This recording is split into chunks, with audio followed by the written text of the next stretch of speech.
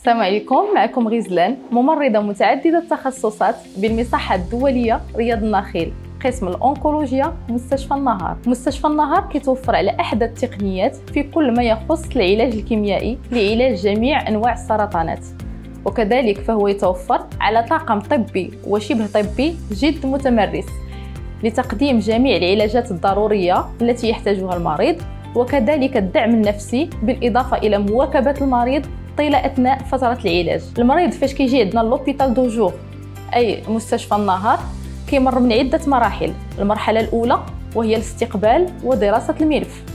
المرحلة الثانية وهي الفحص الطبي لا كونسلطاسيون التي تجرى من طرف الطبيب المعالج لكتبين لنا أن المريض في حالة جيدة وأن فحوصاته الطبية تسمح له بتلقي العلاج الكيميائي.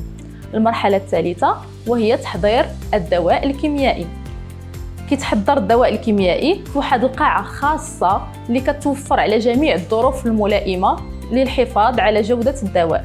المرحلة الرابعة والأخيرة وهي تلقي العلاج الكيميائي اللي كتتم في واحد القاعة خاصة بمراقبة جد صارمة ودقيقة من طرف الفريق الشبه طبي. وهكذا كتمر الحصة المريض في أحسن الظروف.